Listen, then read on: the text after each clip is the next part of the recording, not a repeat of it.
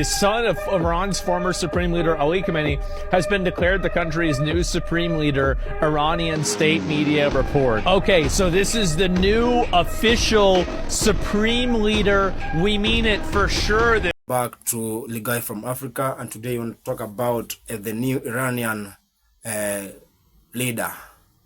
So before we start, let's imagine. Breaking news, Iran just appointed a new Ayatollah. Well, that was fast. My God, the US and Israel aren't playing no games. After being droned 8 hours into his term as supreme leader, Ayatollah Arafi wins the shortest reign ever award in the Guinness Book of World Records. So what happened is, after the death of Ali Khamenei, to stop a total power vacuum, Iran invoked Article 111 from their constitution, appointing a three-man interim council. The man chosen to lead the religious branch, Ayatollah Arafi, was meant to be the face of stability. Well, before the ink on his appointment could even dry, reports flooded in that Arafi was targeted on the second wave of attacks, resulting in his demise literally within 8 to 12 hours of taking the role. To be fair, this information is unverified. Whether he's alive or dead, the Trump war doctrine of targeting leadership has left Iran in total chaos. This is a story that changes every hour, so I'm tracking the official confirmation of the Assembly of Experts, so make sure to hit follow to see who actually Imagine a country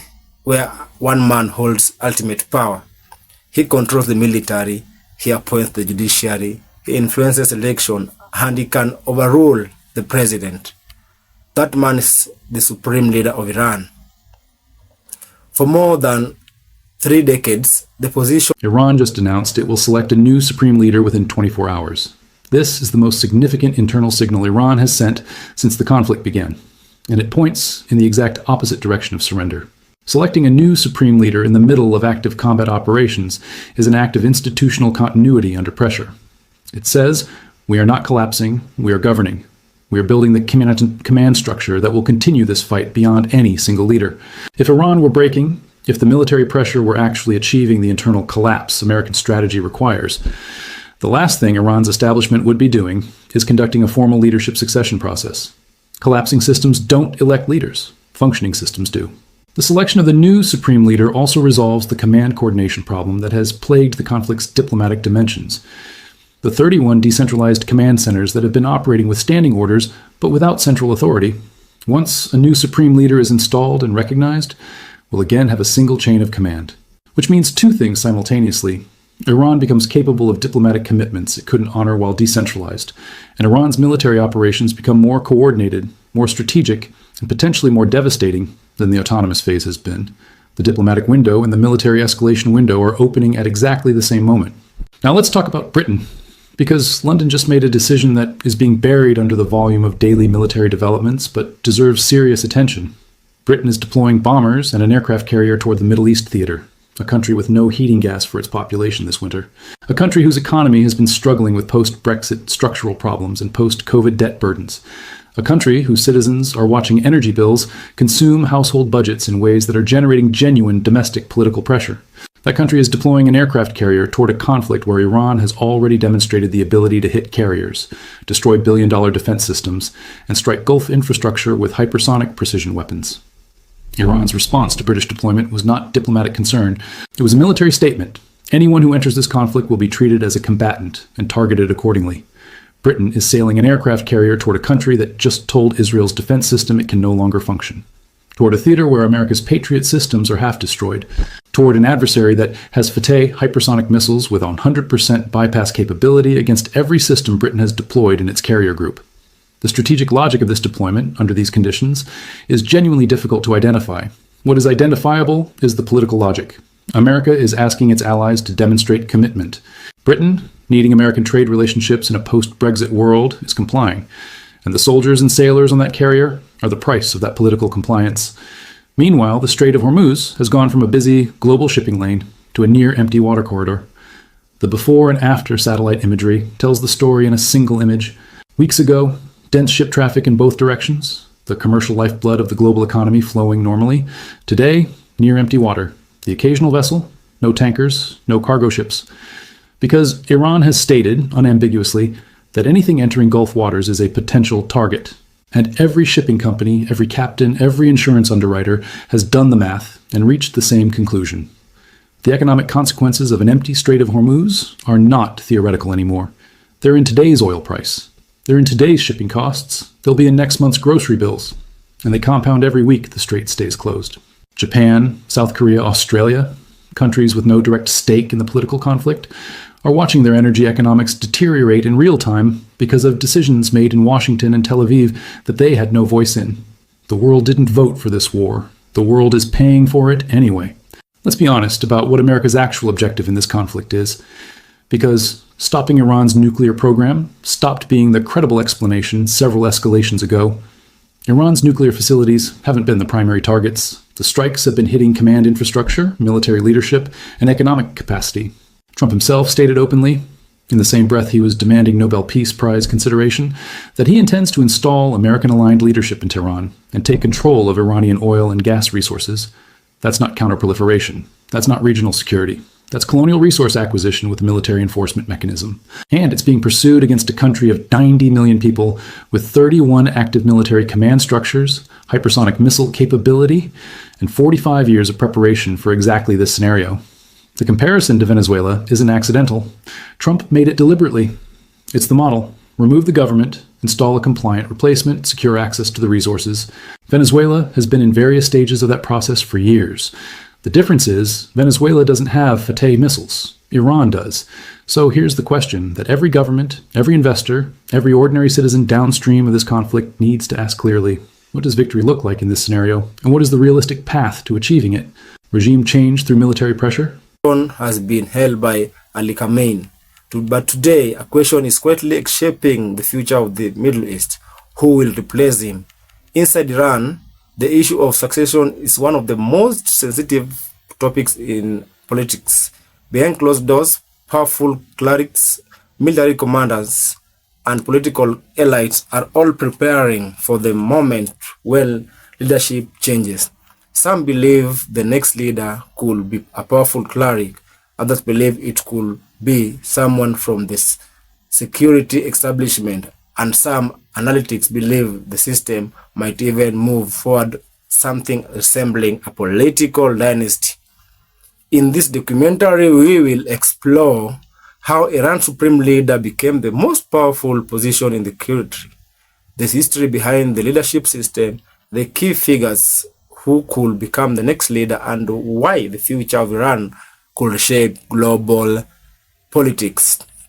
So to understand Iran's future, you first have to understand how its system works. Iran is often described as a hybrid political system. No one realized. After Mojtaba Khamenei was chosen as Iran's new supreme leader, he made 3 bold moves that made Donald Trump pay a heavy price. The day after Khamenei passed away, everyone believed Iran would fall into chaos. But surprisingly, Mojtaba was quickly chosen as the new supreme leader. Right after taking power, he seized military command almost immediately after he made his first decision. He cut off completely all secret channels with Washington. He even rejected Trump's 48-hour ceasefire proposal. That move instantly ruined Trump's original strategy to gain negotiation leverage through a brief ceasefire. At the same time, Mojtaba did not rely on the old insiders as many had expected. Instead, he used intelligence system information to quickly consolidate the military and finances. Then he formed a highly efficient core power group. But the most surprising was the third move. Mojtaba launched an extremely secret emergency response plan. The military intelligence agencies and key infrastructure were placed on maximum alert status. On one hand, it has election. Iranians vote for presidents, they vote for parliament. But above all those seats of religion authority known as the supreme leader. This system was created by Iranian Revolution in 1979, which overthrew the monarchy of Mohammad Reza Pahlavi. The revolution was led by the cleric Ruhollah Khamenei, who believed that Islamic scholars should guide political power. He created a doctrine known as guardianship of the Islamic jurists. Under this system, a senior religious scholar oversees the entire state. When Khomeini died in 1989, Iran faced its first leadership transition. The man chosen to replace him was Ali Khamenei. At the time, many people were surprised. Khamenei was not. As of just moments ago, there is a new supreme leader in Iran. The new supreme leader is the son of the old supreme leader. The son is a cleric by trade, which means he is a religious figure. The supreme leader of Iran is chosen by a council of clerics. And one member of that council said, the name of Khamenei will continue. The clerical council was pressured by the Iranian military to choose the son. The new leader of Iran is known for suppressing protests, and the U.S. people in charge of money have previously sanctioned him as part of their policy of targeting people with links to his dad. He is believed to have far right-wing views that are among the most hardline in the country, and has close ties to the most ideologically extreme clerics. He is known to be favorable to developing nuclear weapons. His wife and his parents were killed in the U.S.-Israeli strikes just within the past week. Considered the most senior cleric, but with support from powerful political allies, he became the second supreme leader of Iran, and he has ruled ever since. So how much power does Khamenei have? The supreme leader holds enormous authority. He appoints the head of judiciary, the commander of the military, the leadership of state media, half of the powerful Guardian Council. The Guardian Council itself can approve or disqualify candidates in election. Then that means the supreme leader indirectly shapes who can even run for office. He also commands the Islamic Revolutionary Guard Corps, one of the most powerful military and political institutions in the country. The Revolutionary Guards controls major part of Iranian's economy. It also oversees allied military forces like the Quad Force and the operators abroad. Because of the system, the supreme leader isn't just a religious figure. He is effectively Iranian's ultimate decision maker. Presidents come and go, but the supreme leader remains, which means when the position... Donald Trump said yesterday that the new leader of Iran, the supreme leader, that's Mojtaba, that's the son of Ali Khamenei, he said that he's not going to last without him. That means as long as he was not involved in the process, he's not going to last. Yeah, nobody's saying no, sir. But whether you like it or not, you were not involved in the process. You were not involved. You were not involved. You know, he said before that he must be involved in the process. You're talking about Iran. These guys would never learn their lesson. He said anything that will happen in the selection of the new leader, he must be consulted. I don't think it was even implied. It was when he said that Iran must surrender unconditionally that the president, that's President, got upset and said, see, you need to you go to your grave with this dream. But when the issue of I must be involved, nobody even answered him. See, it may seem as though we're happy, we're taking sides. See, for some of us, our joy is that for the first time, this bully has been questioned. I'm not going to have respect for any president who has no respect for the sovereignty of others. Never. I won't. Any president who says that he is the one that must decide what happens in every other country, except his own country, nobody has the right. No, I won't respect that kind of president. I won't. If you see any reason to respect such a president, that's your own business. But for some of us, that's what is making us happy. That for the first time, the person we thought we least expected was going to challenge this bully. You know, came out and is challenging him. And then some of us come out and say, why don't you bring a report about what the US is doing against Iran? Is it what US is? We see what US is doing. For instance, about 2 days ago, we saw that they bombed their refinery. You know, we saw fire burning from the underground. We saw fuel spilling on their coal tar. Do you understand? There's a lot of danger happening against Iran. Yes, but is that what I was talking about here? No. Am I supposed to be surprised that the US hit a particular refinery? See, somebody was saying in one of my videos that Iran hit a building and then you're now saying it's victory. And I asked him a question: can your own government, your own country, can they scratch the fence of Israel? Can they scratch the fence of Israel? Now, so if Iran was able to cause such havoc, they not try. These are people who have been under sanction for decades. Do you understand? So if US is blowing this and blowing that, I should come out and tell you, oh, US blew this. Is that supposed to be news? What US is doing is not news. And that's how it's supposed to be. They're supposed to do more than that. But that they cannot even use ground troops. They cannot even set foot on on Iranian soil. Like world power went to fight and is standing outside and is shooting out missiles. What a shame. It's a shame. World power. Okay, if US was to come to Nigeria to fight, would they stand outside and be shooting? Nigeria has more population than Iran. So forget about issues of whatever. If US was to come to Nigeria, they will enter. They will enter the way they like and come out. Grand troops will enter within 2 days to Aso Rock here. And nothing will happen. In fact, you will see Nigerians clapping for them. Welcome, more, welcome, more.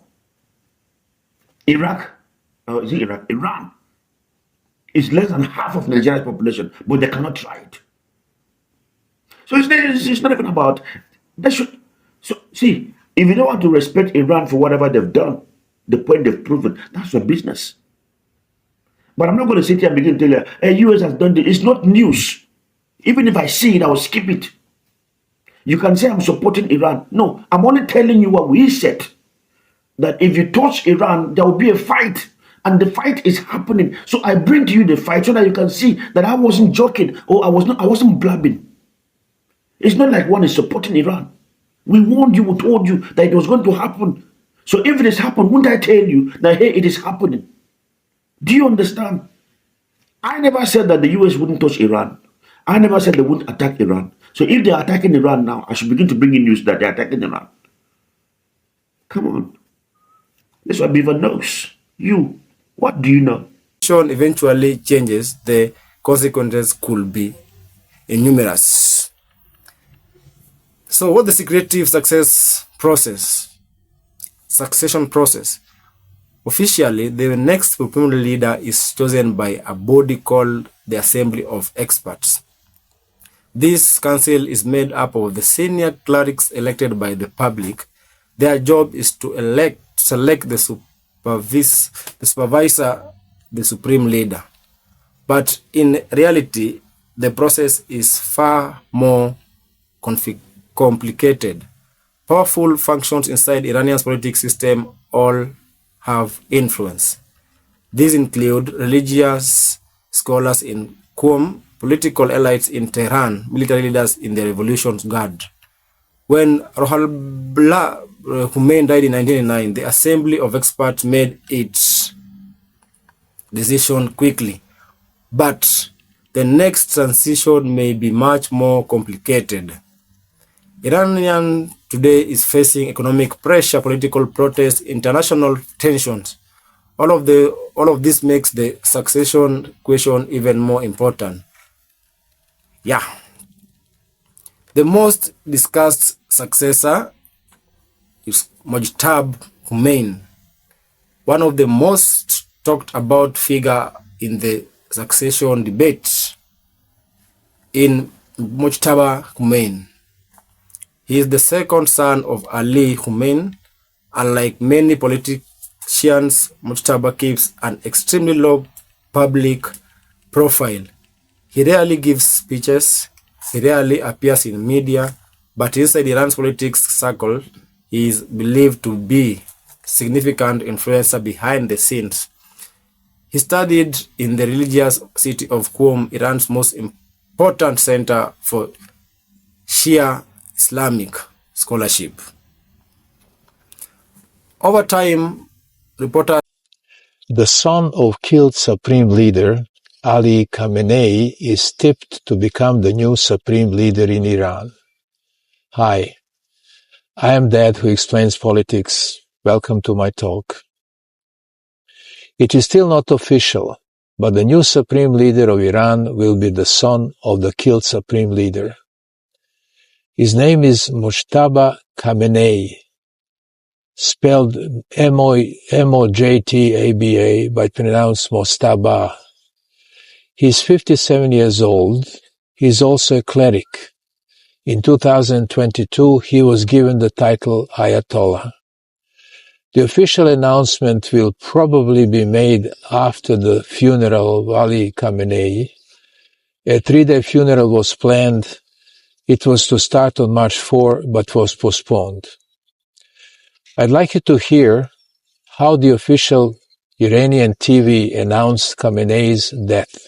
Quote, "The exalted soul of the leader of the great nation of Iran and the vanguard of the Islamic Ummah, which means community, His Eminence Imam Khamenei ascended to the highest heavens by drinking the sweet nectar of martyrdom during the blessed month of Ramadan." Unquote.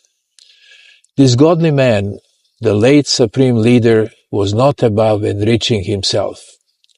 He had amassed a financial empire, certainly not from his salary. His son, Mojtaba Khamenei, did not have an official position in Iran's government, but he was always close to his father in important meetings. He was also involved in running his father's substantial financial empire. Mojtaba Khamenei is a hardliner and anti-Western. His choice gives a powerful signal that Iran has no intention to change and no intention to find accommodation with the United States. According to Iran's rules, the new supreme leader is chosen by the Assembly of Experts, which has 88 members. But all kinds of pressures influence their choice. It is believed that the son of late Khamenei is the choice of the all-powerful Islamic Revolutionary Guard Corps. His closest allies are the top leaders of the Revolutionary Guard. The Revolutionary Guard is the most powerful force in Iran. They have their own army, air force, and navy. In addition to enormous power and influence, the Guard has huge privileges. The Guard controls a huge part of the economy in Iran, and the Guard's leaders have enriched themselves. By choosing the hardline son of the late supreme leader and their close ally, they intend to preserve their privileges. Choosing the son of the late supreme leader is against one of the core principles of the Islamic Republic: no hereditary succession, because that is a monarchy. The founder of the Islamic Republic, Ayatollah Ruhollah Khomeini, claimed that monarchy was un-Islamic. The choice of Mojtaba Khamenei, another Ayatollah, means that Iran will continue to be ruled by clerics. That is not good for Iran. That has to change before Iran becomes a normal country. I believe that will change. At this time, it is impossible to predict when, but it will change.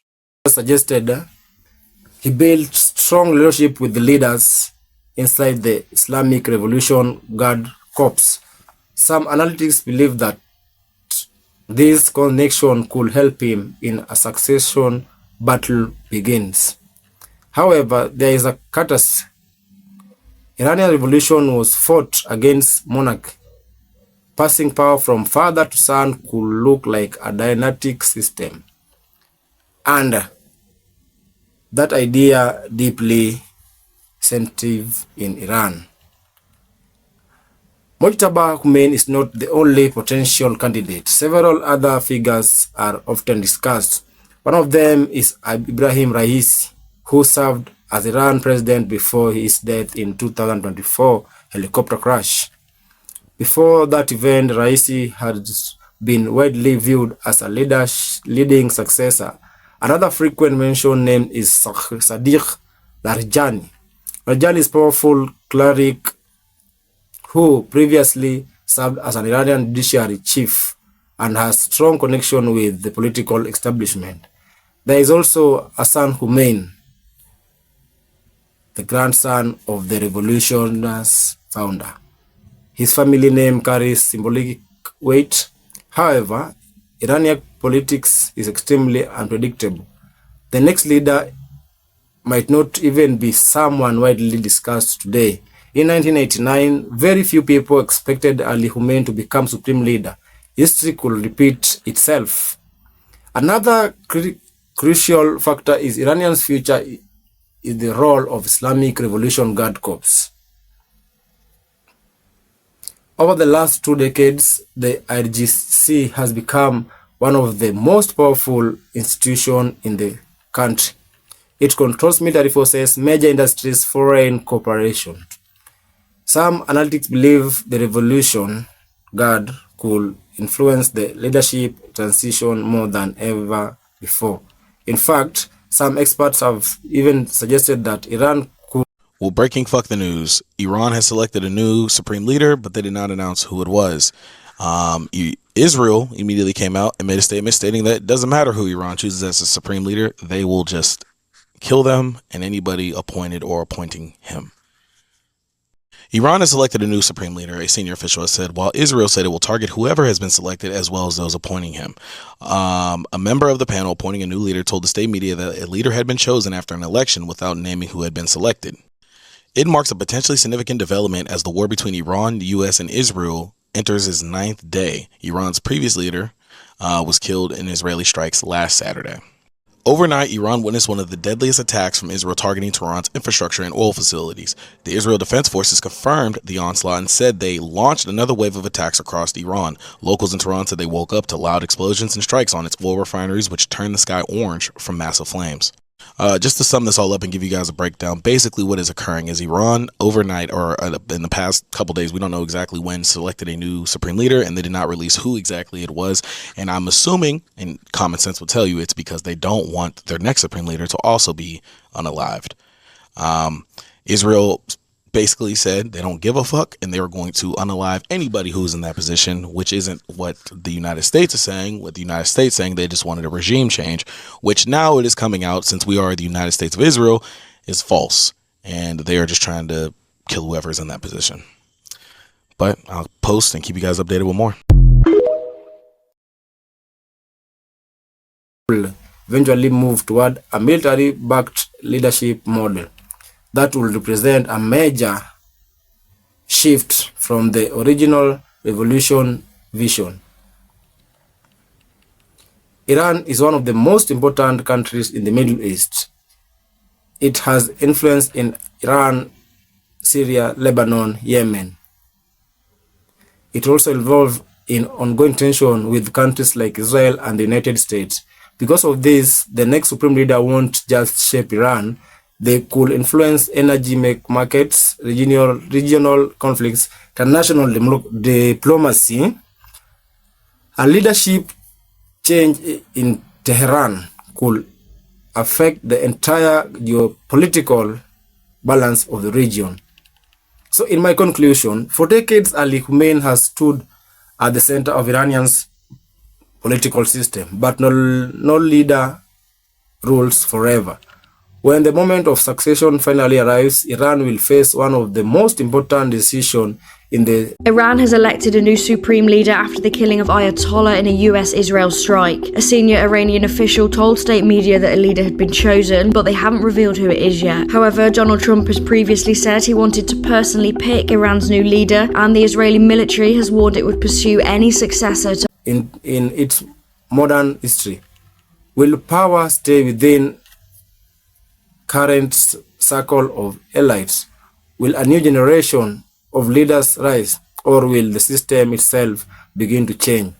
si rasmi ah Iran banaanka loo keenay hogaamiyihii waqti horeba lagu dhawaaqay ama la magacaabay inkastoo si rasmi ah loo shaacinin waa wiilkii u dhalay Ali Khamenei in uu bedelay aabiis cali khamenei waa ninka loo yaqaan mujtamac khamenei haddaba wiilkan oo ka mida dadka la saadaalinayay in uu bedeli karo hogaamiyaha haddii la dilo cali khamenei ayaa hadda ugu dambeyn si rasmi ah loogu dhawaaqay isla markiiba maraykan israa'iil trump waxa uu rajeynayay in ilaalada kacaanka iiraan ama maamulka iiraaniyiintu ay ku kala qaybsami doonaan shacab iyo nidaam iyo ciidanba laakiin waxaa cajiib noqotay ciddii ugu horreysay ee taageerta ee sheegtay inay garab taagan tahay inay noqotay ciidanka ilaalada kacaanka dalka iiraan waxa ayna sheegeen inay ka dambeynayaan oo adeecayaan hogaamiyahooda cusub mujtamac khamenei madaxweyne donald trump ayaa hore u sheegay haddii la doorto wiilka cali khamenei taani inay ka dhigan tahay waqti lumis oo waxba macnaha ay samaynaynin trump ayaa hore hadal iiraaniyiinta ka qosolsiyey u sheegay kaasoo inuu doonayo inuu qayb ka noqdo cidda loo dooranayo hogaamiyaha sare iiraaniyiinta dhinaca kale sirdoonka israa'iil iyo maraykanka ayaa iyagana shaaciyey in cid walba oo loo doorto hogaanka dalka iiraan in uu yahay cidda ay beegsan doonaan cali khamenei kadib waxa uu ahaa hadal culus oo ka soo yaray dhinaca iyo israa'iil iyo maraykanka laakiin hogaamiyaha cusub ee dalka iiraan ayaa la sheegay inuu yahay nin ka sii xagjirsan xagga mowqifka iyo dagaalka lagula jiro maraykanka israa'iil aabihii waa hogaamiye aabihii la dilay oo aad uga caraysan waxa ka dhacaya gudaha dalka. The answer could shape the Middle East for decades to come, and until that moment arrives, the question remains: who will lead Iran?